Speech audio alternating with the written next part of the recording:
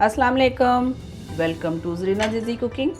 आज हम बना रहे हैं केरी का मुरब्बा। गर्मी का मौसम है और आम का भी मौसम है। बहुत अच्छी अच्छी सी केरी बाज़ार में आई हुई हैं और बहुत सारी इसकी रेसिपीज़ भी बन जाती हैं। तो आज मैं आप लोगों के साथ जो मुरब्बे की रेसिपी शेयर कर रही हूँ, इंतहाई आसान रेसिपी है लेकिन खाने में बहुत ही लाजवाब मज़ेदार है। बच्चे बड़े सभी इसको बहुत पसंद करेंगे। तो इसके फ़ायदे भी बहुत हैं। तो ये हमारी आइज़ और स्किन के लिए बहुत अच्छी है। तो रेसिपी को ज़रूर ट्राई कीजिएगा, वीडियो में मेरे साथ रहिएगा। तो चलें हम स्टार्ट करते हैं। अगर आप मेरे चैनल पे नए हैं तो मेरा चैनल ज़रूर सब्सक्राइब कीजिएगा और साथ में लगे बेल आइकन को ज़रूर प्रेस कीजिएगा। बिस्मिल्लाहिर्रहमानिर्रहीम। केरी का मुरब्बा बनाने के लिए मैं यहाँ पे ले रही हूँ 1 किलो केरी। इसको मैंने धो लिया। तो हम चले समय पहले हम इसको छील लेते हैं। छिलके हम इसके रिमूव कर देंगे क्योंकि अभी हमें इसके अंदर छिलकों की ज़रूरत नहीं है। हम अगर अचार बनाते हैं तो उसमें छिलके इस्तेमाल होते हैं और अगर हम मुरब्बा बना रहे हैं तो इसमें छिलके नहीं इस्तेमाल होंगे। अच्छा, मेरे पास जो केरी है ये है सिंदड़ी आम की केरी। तो ये बहुत ज़्यादा खट्टी नहीं होती और जब हम इसके अंदर जो शुगर डालेंगे तो वो भी इतनी इस्तेमाल नहीं होगी। और अगर आप दूसरे वाले जो अचार वाला आम लेते हैं वो बहुत ज़्यादा खट्टा होता है तो उसके अंदर आप चीनी को आपको ज़्यादा डालनी पड़ेगी।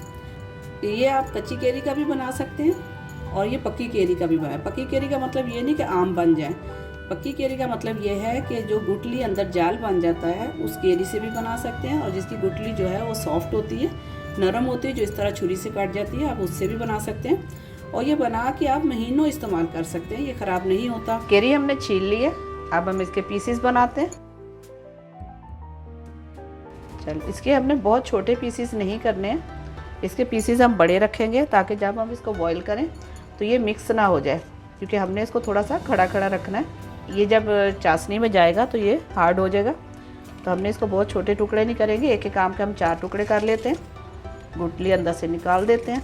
अगर इसमें से भी बहुत ज़्यादा मोटा होगा तो हम काट लेंगे, अगर कोई मोटी केरी आएगी हाथ में तो।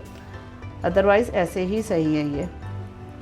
जैसे देखिए थोड़ा सा मुझे मोटा लग रहा है तो हम इसके 2 कर लेते हैं।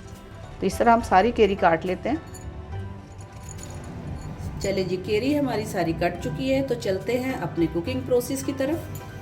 तो यहाँ पे मैंने 5 गिलास पानी लिया है 1 किलो जो केरी के लिए। तो हमें केरी इसमें डिप करनी है।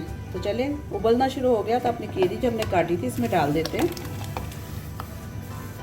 और अगर हमें पानी कम लगता है तो हम इसमें और डाल सकते थे। तो ये 5 गिलास जो है इसके लिए बहुत है। तो इसको हम बॉयल आने का इंतज़ार करते हैं। इसको थोड़ा सा ढक देते हैं ताकि हमारा जो कुकिंग प्रोसेस है ये जल्दी से स्टार्ट हो जाए। चलिए 3 मिनट हो गए इसको उबलते हुए। लिड हम इसके हटाते हैं और इसको चेक करते हैं कि ये कितनी गली है। एक पीस उठा के देख लेते हैं।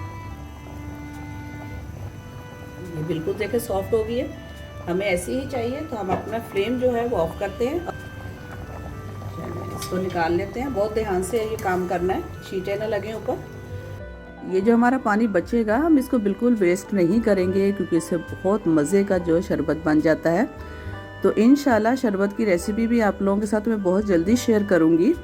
और इससे पहले जो मैं आपके साथ केरी का अचार भी बना चुकी हूँ, आपके लोगों के साथ शेयर भी किया है। अगर आपने नहीं देखा तो इस वीडियो के एंड में आप लोगों के साथ ज़रूर शेयर करूँगी, देखिएगा, मुझे बताइएगा कैसा बना। अब हम बना लेते हैं अपनी चाशनी। इसके अंदर मैं डाल रही हूँ तकरीबन पौना गिलास पानी, यानी कि 3 हिस्से। अब मैं डालूंगी इसमें चीनी। ये मेरे पास कप है, ये 3 कप मैंने ले लिए। मीठा इसमें थोड़ा सा ज़्यादा जाता है लेकिन मैंने आपको बताया था कि ये जो केरी है ये है सिंदड़ी, तो ये बहुत ज़्यादा खट्टी नहीं थी। 750 ग्राम वाली चीनी। तो इसको हम इसके साथ मिक्स करते हैं। इसकी हमने चाशनी बनानी है। तो अभी आपने इसको छोड़ना नहीं है, हल्के हल्के चूल्हे पे आपने बहुत अच्छी सी चाशनी बनानी है ताकि जो आपका मुरब्बा है वो भी बहुत अच्छा बने। और अगर आपकी चाशनी कच्ची रह जाएगी तो मुरब्बा आपका ख़राब होने का चांस होता है क्योंकि उसके अंदर फिर पानी आ जाता है। तो जितनी अच्छी आपकी चाशनी बनेगी उतना अच्छा ही आपका मुरब्बा बनेगा। तो इसके साथ साथ हम डालते चले जाते हैं। यहाँ पे ये 2 टुकड़े मैंने लिए हैं सिनेमन दालचीनी के, ये इसके अंदर डालते हैं। 3-4 मैंने लौंग ली हैं, ये इसके अंदर जाएगी। और यहाँ पे 4 ही मैंने लिए हैं इलायची। इसको हम तोड़ के डाल देते हैं, 2-2 करके डाल देते हैं ताकि इसकी जो खुशबू है बहुत अच्छी तरह से इसमें आए। इस तरह खोल के डाल दें थोड़ा थोड़ा सा। अब हम इसको पकाते हैं। तकरीबन जो है 5 से 7 मिनट लेगा चाशनी बनने में, अच्छी सी चाशनी बनने में। तो आपने स्लो चूल्हे पे आराम आराम से इसको कुक करना है।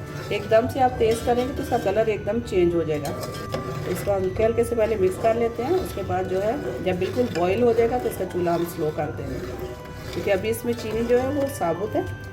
चलिए देखिए 4 से 5 मिनट हो गए इसको पकते हुए। अच्छा, इसके साथ ही मैं थोड़ा सा इसमें डाल रही हूँ फूड कलर, इसका कलर बहुत अच्छा सा हो जाएगा।